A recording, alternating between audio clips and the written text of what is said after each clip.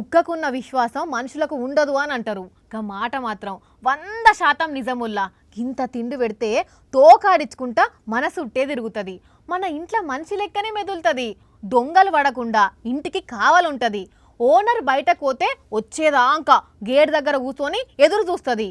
అసొంటి ఒక పెంపుడు కుక్కను దాని ఓనర్ 70 కిలోమీటర్ల అవతల ఒక అడవిలో ఇడిచిపెట్టి వచ్చిండు. ఆ తర్వాత ఏం జరిగిందో తెలిస్తే నమ్మబుద్ధి కాదు. చుట్టుపక్కల మాట కాదనలేక సొంత బిడ్డ లెక్క పెంచుకున్న కుక్కను అడవిలు ఇడిచిపెట్టేదందుకు పోయినరు వీళ్ళు. పాపం ఇన్నేళ్ళు దాన్ని అల్లారు ముద్దుగా సాకిండ్రు. ఇప్పుడు దాన్ని వదిలించుకోవాలంటే మనసొప్పక దాన్ని చూసుకుంటా మస్తు బాధపడ్డారు.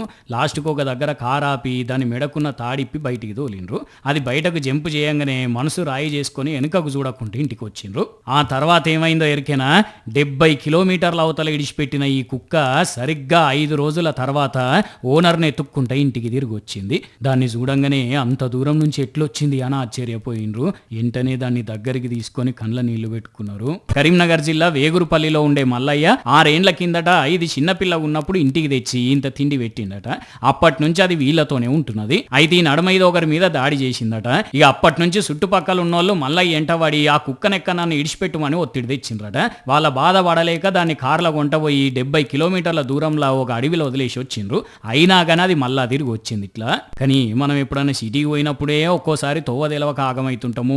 మరి ఇది అంత దూరం నుంచి ఎట్లొచ్చింది, దానికి తొవ్వెట్లా తెలిసిందని ఆ ఊరోళ్ళు అందరూ ఆశ్చర్యపోబట్టిండ్రు. అట్లుంటది మరి కుక్క విశ్వాసం అంటే. నాసు పెట్టి ఎత్తుక్కుంటూ వచ్చింది అన్నట్టు పాపం.